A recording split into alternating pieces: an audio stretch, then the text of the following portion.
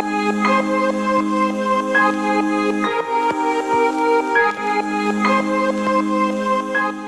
दोस्तों, मैं सौरभ राजपूत, आपका pharma trainer, directed focus pharma of course, your success partner, your pharma journey. स्वागत करता हूं आपका अपने यूट्यूब चैनल पर। जैसे कि दोस्तों मैंने आपसे प्रॉमिस किया था कि नेक्स्ट मंथ ऑनवर्ड मैं लेके आ रहा हूं फार्मा एंटरप्रेन्योरशिप के ऊपर पूरी वीडियो की सीरीज, जिसमें कि मैं आपको बताऊंगा कि एक नया फार्मा स्टार्टअप अगर आपको शुरू करना है तो आपके सामने क्या क्या चैलेंजेस आ सकते हैं, उन चैलेंजेस का क्या बेस्ट पॉसिबल सॉल्यूशन हो सकता है। देखिए दोस्तों, मैं पिछले 4 साल से अपनी फार्मा कंपनी चला रहा हूं, तो एज ए इनिशियल लेवल ना मुझे भी यार बहुत चैलेंजेस, बहुत सारी प्रॉब्लम्स को सामना करना पड़ा था, और हम आज भी चैलेंजेस फेस कर रहे हैं, आज भी हम लोग प्रॉब्लम को फेस कर रहे हैं। बट मैं चाहता हूँ कि जो मैंने गलतियाँ अपने स्टार्टअप्स में करी या जो इनिशियली फेस पे करी, आप मेरे एक्सपीरियंस के थ्रू फायदा उठाएं ताकि आप वो गलतियां ना करें और आप उन गलतियों से बच सकें और अपने एक स्टार्टअप को सक्सेसफुल स्टार्टअप में कन्वर्ट कर सकें। राइट दोस्तों, और ये वीडियो ना आपने आखिर तक देखना है, इसको समझना है, और समझने के साथ साथ ना अपनी एक चेकलिस्ट बनानी है, जो मैं आपको आज पॉइंट बताने वाला हूँ। राइट, और दोस्तों ये जो पहला वीडियो हम इस सीरीज में लेके आ रहे हैं, इस वीडियो का टाइटल भी यही है कि क्या आप तैयार हैं, क्या आप बिजनेस करने के लिए तैयार हैं। देखिए दोस्तों, अगर आप फर्स्ट जनरेशन एंटरप्रेन्योर हैं, यानी आप अपने फैमिली में पहले एक ऐसे लौते व्यक्ति हैं जो बिजनेस शुरू करना चाह रहे हैं, तो आप हैं फर्स्ट जनरेशन एंटरप्रेन्योर। देखिए दोस्तों, जो फर्स्ट जनरेशन एंटरप्रेन्योर होता है ना, उसके पास ना तो कोई अनुभव होता है, ना ही कोई मेंटरशिप होती है, ना ही उसको कोई बताने वाला होता है कि यार तू क्या सही कर रहा है, क्या गलत कर रहा है। तो दोस्तों, इस चैनल के माध्यम से ना मैं कोशिश कर रहा हूँ यार आप लोगों को सही गाइड करने की, अपने एक्सपीरियंस के थ्रू, बिकॉज मैं ऑलरेडी इन चीज़ों से निकल के आया हूँ, फेस करके आया हूँ, तो मुझे पता है यार इन चीज़ों को आप ये चीज़ें आपके सामने भी आएंगी, ये चीज़ें आपको भी परेशान करेंगी, तो आप मेरे एक्सपीरियंस के थ्रू इन चीज़ों का समाधान निकालिए। तो राइट दोस्तों, but before starting this video यार प्लीज़ मेरे चैनल को सबसे पहले तो सब्सक्राइब करें, जो भी इस चैनल पर नहीं है, मैक्सिमम लोगों तक शेयर करें यार, जिन लोगों को आप जानते हो। ये तो मैं पूरी वीडियो की सीरीज लेके आ रहा हूँ, ये मैं अपने पर्सनल एक्सपीरियंस के बेस पे लेके आ रहा हूँ। ये कहीं ज्ञान आपको कहीं किताबों में नहीं मिलेगा, है ना। ये शायद बातें आपको कोई वैसे नहीं बता पाएगा पढ़ लिख के, ये बातें सिर्फ वही अब बाद में आपको समझा सकता है, बता सकता है, जो इन सिचुएशन से गोन थ्रू हुआ है। तो हो सकता है यार कि दोस्तों की इस वीडियो की सीरीज में ना मेरे से शायद हो सकता है कुछ टॉपिक छूट जाएं, या कुछ टॉपिक कुछ पॉइंट ऐसे मिस हो जाएं जो शायद आपके दिमाग में हो, या आप ऑलरेडी अगर कोई बिजनेस रन कर रहे हो उसमें अगर आप कुछ चैलेंजेस फेस कर रहे हो, तो हो सकता है यार कि मैं वो कोई कुछ पॉइंट ऐसे मिस कर दूं। तो यार मेरी रिक्वेस्ट है आप सब लोगों से कि आप उन पॉइंट को यार प्लीज़ कमेंट के थ्रू, या मेरा व्हाट्सएप नंबर या मेरा मेल आईडी जो आपके पास है, आप मुझे प्लीज़ यार उस पर अपने सवाल, अपनी क्वेरी, अपने कंसर्न मैसेज कीजिए। मैं बेस्ट पॉसिबल वे में यार आप लोगों को जवाब देने की कोशिश करूँगा। तो आइए शुरू करते हैं आज का वीडियो, जिसका नाम है कि क्या आप बिजनेस के लिए तैयार हैं। तो देखिए दोस्तों, ये वीडियो देखने से पहले ना आप अपने पास एक डायरी पेन रख लीजिए। मैं जो आपको पॉइंट बताने वाला हूँ, उन पॉइंट को आप इवैल्यूएट कीजिए कि क्या आप उन पॉइंट्स के अभी आपने काम कर लिया है, या अभी कितना काम करना और बाकी रहता है। राइट दोस्तों, देखिए ये ना एक बहुत पुरानी कहावत भी और मेरी बहुत पर्सनल फेवरेट है कि जितना यार पसीना आप प्रैक्टिस ग्राउंड में बहा लेंगे ना, उतना ही ब्लड आप बैटल फील्ड में बचा सकते हैं। राइट दोस्तों, कि जितनी मेहनत हम अपने कोई भी काम शुरू करने से पहले कर सकते हैं, जितना होमवर्क हम काम करने से पहले कर सकते हैं, तो उतना ही हम लोगों के एफर्ट, उतना ही हम लोगों का पैसा, है ना, उतना ही हम लोगों की टेंशनें आगे कम हो जाती है जब अपना फार्मा बिजनेस शुरू करते हैं। तो ये मैं आपको चेकलिस्ट बता रहा हूँ, आप टिक करते रहना और लिखते रहना पहले तो, उसके बाद टिक करते रहना कि इन पॉइंट में से कितने पॉइंट पे आप लोग काम कर चुके हो और कितने पॉइंट पे काम करना बाकी है। राइट दोस्तों, देखिए दोस्तों, सबसे पहले अगर हमें अपना कोई फार्मा बिजनेस शुरू करना है, तो सबसे पहले यार हमें चाहिए होंगे अपने फोल्ड में कुछ डॉक्टर्स। राइट दोस्तों, कि जिस डॉक्टर्स पे आपकी कंपनी का इनिशियली सेल खड़ा होगा, इनिशियली सेल आप जिन डॉक्टर से एक्सपेक्ट कर रहे हैं, तो सबसे पहले आपने यार ये काम करना है। देखिए, अगर आप बिजनेस शुरू करने की सोच रहे हैं, आपको फार्मा का एक्सपीरियंस है ना, और आप एक छोटे लेवल पर शुरू करना चाह रहे हैं, तो देखिए ये तो आपको शुरू में देखना पड़ेगा कि मैं कितने डॉक्टर से इनिशियली सेल ला सकता हूँ। देखिए, अगर आपने मतलब फार्मा फील्ड में 4, 5, 6, 7, 10 साल, जितने साल भी आप लोगों ने काम किए, तो उतने साल के एक्सपीरियंस में आप लोगों के कुछ डॉक्टर से पर्सनल रिलेशन जरूर डेवलप हो गए होंगे। और अगर यदि आपने अपने कई पर्सनल रिलेशन डेवलप नहीं किए हैं अभी तक भी दोस्तों, तो आज से लग जाओ पर्सनल रिलेशन डेवलप करने में।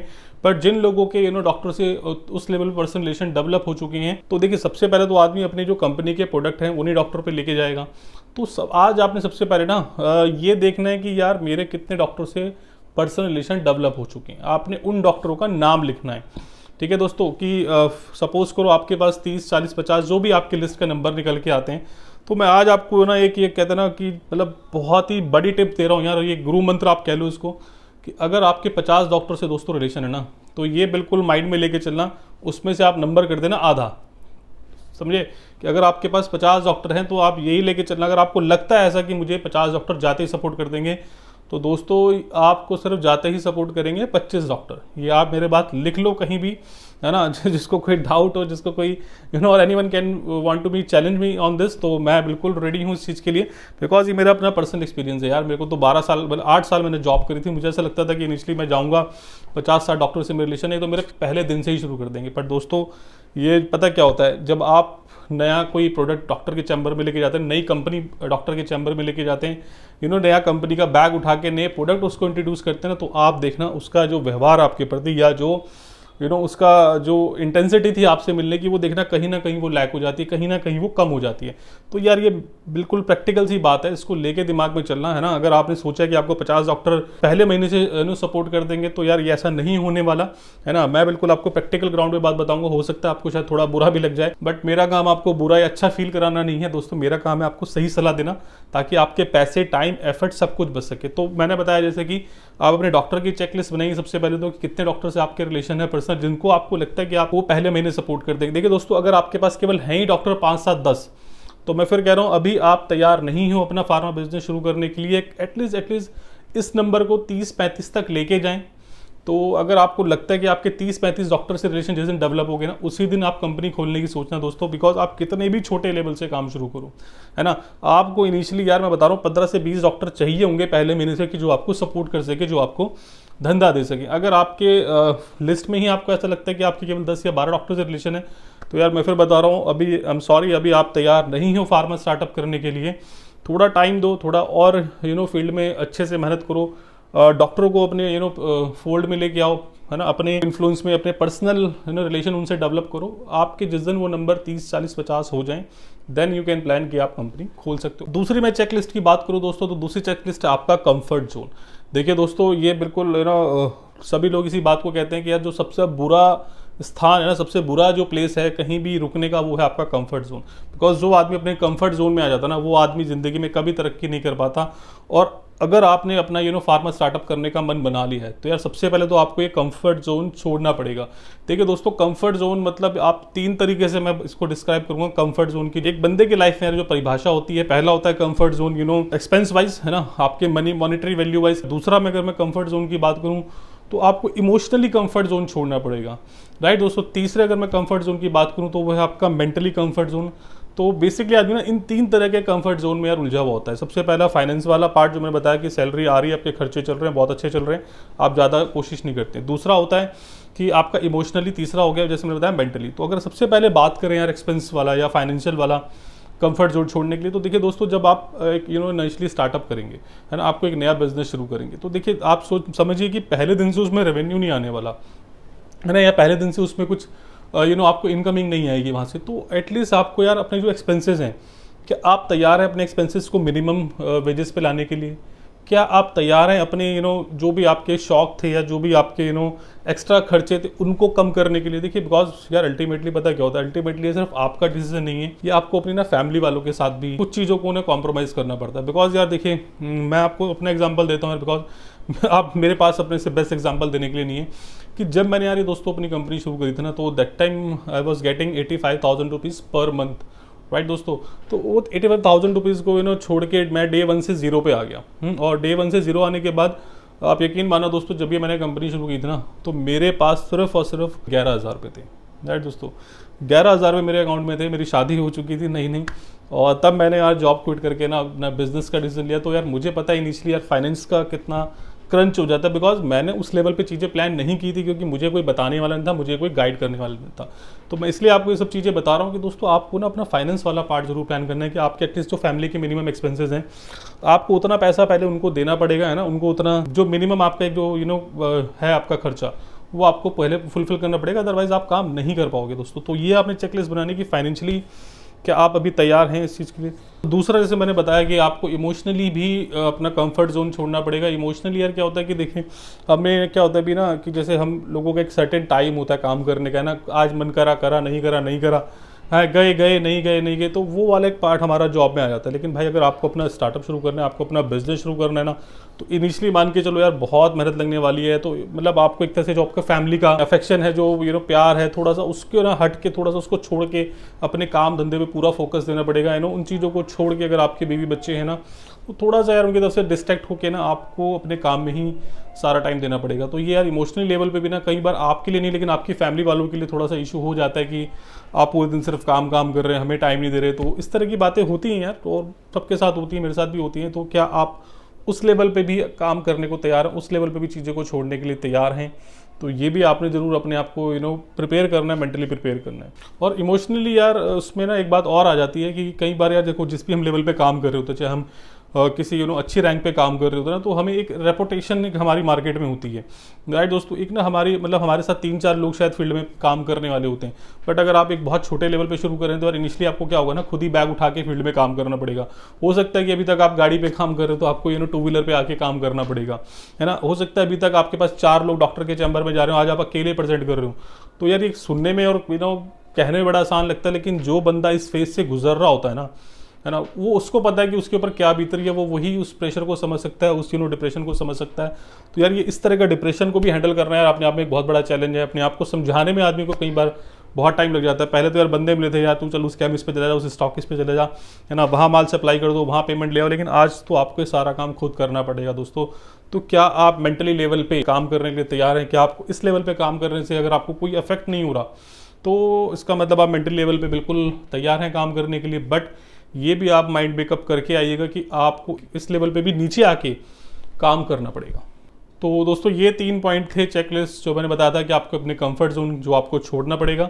तीसरा अगर मैं चेकलिस्ट की बात करूं तो वह आपकी प्रोडक्ट प्लानिंग की। अगर आपने अपना फार्मा स्टार्टअप शुरू करने की सोच ली है तो होपफुली आपने अपने प्रोडक्ट भी सारे प्लान कर लिए होंगे। दोस्तों देखो, प्रोडक्ट प्लान करने के ना सिर्फ 2 ही तरीके होते हैं।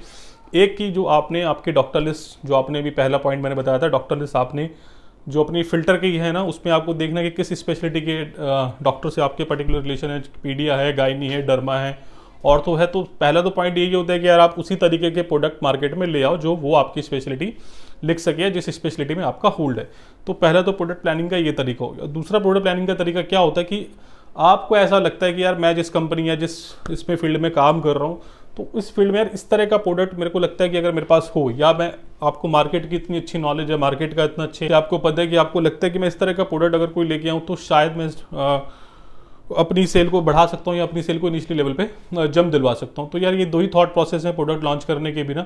तो आपने ये देखना है कि आपको, चलो मैं कह रहा हूँ दोनों ही थॉट प्रोसेस अपनी जगह ठीक है। इनिशियली तो यार आपको देखो सेल चाहिए, है ना। मैं फिर भी आपको यहाँ पे दोस्तों एक चीज़ जरूर बताऊंगा, जो मैक्सिमम स्टार्टअप्स में लोग गलती करते हैं वो क्या करते हैं, वो ना प्रोडक्ट को एज इट इज़ उठा के ना कॉपी पेस्ट कर देते हैं। देखिए दोस्तों, यहाँ पे आपको थोड़ा सा इस बात का ध्यान रखना है कि आप अगर कोई प्रोडक्ट देखो कॉपी पेस्ट भी करो, जैसे बताया कि हमारे पास कोई R&D नहीं है, हम कोई नया मॉलिक्यूल तो ला नहीं सकते, हम कॉपी पेस्ट ही कर सकते हैं। बट कॉपी पेस्ट भी यार हम लोग इतना करें कि एटलीस्ट हम उसको कुछ तो अपना इनोवेशन दें, हम उसमें कुछ ना कुछ USP जरूर डालो यार उसमें, चाहे वो पैकिंग से रिलेटेड USP हो, चाहे वो आपकी कुछ एक्स्ट्रा इंग्रेडिएंट आपने उसमें डाला हो, है ना, कुछ आप उसकी MRP कम कर दो। एटलीस्ट आपके पास एक एज होना चाहिए डॉक्टर के चैम्बर में बात करने के लिए। आप अगर एक नई कंपनी लेके जा रहे हो तो डॉक्टर आपका प्रोडक्ट क्यों लिखे? आपको सबसे पहला सवाल यही अपने आप से पूछना चाहिए। देखो, जनरल प्रोडक्ट तो सभी के पास है ना, आप पिछली कंपनी से बेच रहे थे।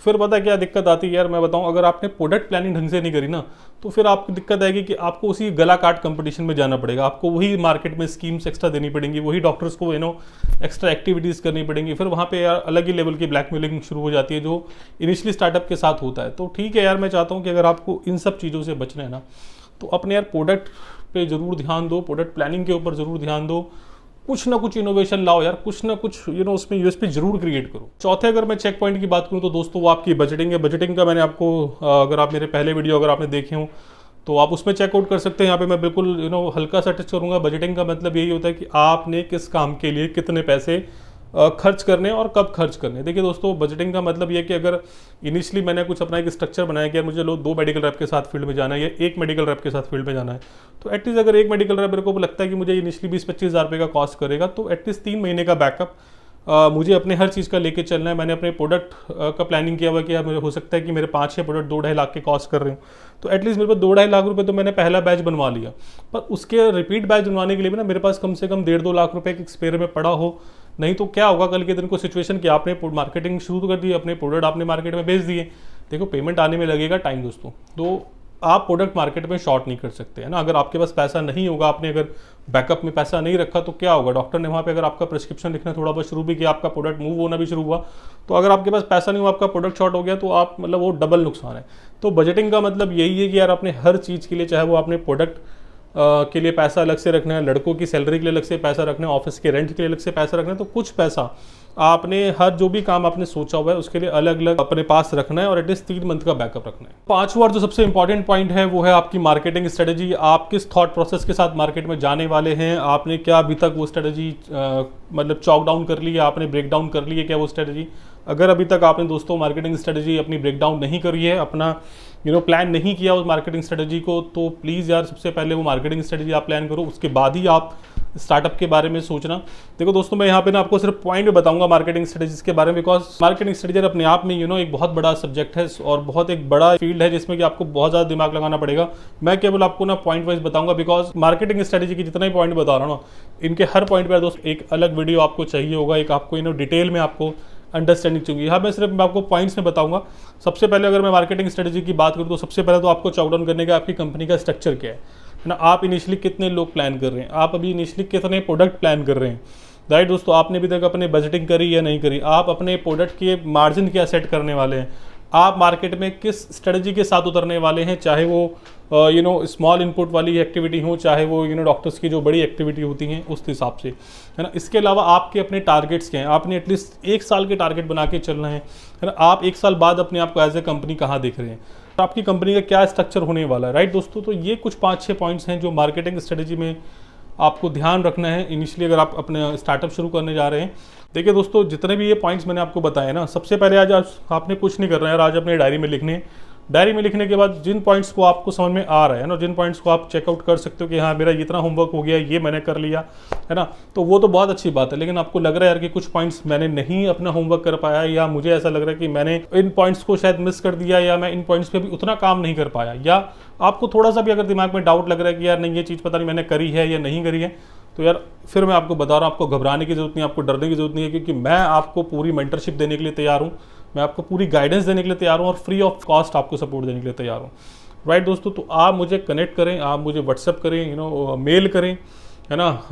मेरा अपना मेल आईडी हमेशा छोड़ता हूँ, व्हाट्सअप नंबर छोड़ता हूँ। आप मुझे कमेंट सेक्शन में यार अपने सवाल आप छोड़ सकते हो कि आपके दिमाग में क्या डाउट है जो आप क्लियर करना चाहते हैं, आप पूछना चाहते हैं। बिकॉज देखो दोस्तों, मैं ये चाहता हूँ कि हम लोग जो भी हम फार्मा स्टार्टअप शुरू करने की सोच रहे हैं, जो फार्मा बिजनेस शुरू करने की सोच रहे हैं, जो दिक्कतें मेरे साथ आई, मैं नहीं चाहता कि आप लोगों के साथ आएँ। तो अगेन यार, before closing this video, again मेरी आप सब लोगों से रिक्वेस्ट है कि प्लीज़ चैनल को सब्सक्राइब है, मैक्सिमम लोगों तक ये वीडियो शेयर करें, ताकि जैसे आप चैनल के थ्रू फायदा उठा रहे हैं ना, बाकी सब लोगों तक भी यार ये फ़ायदा पहुंचना चाहिए, राइट दोस्तों। Have a very good day.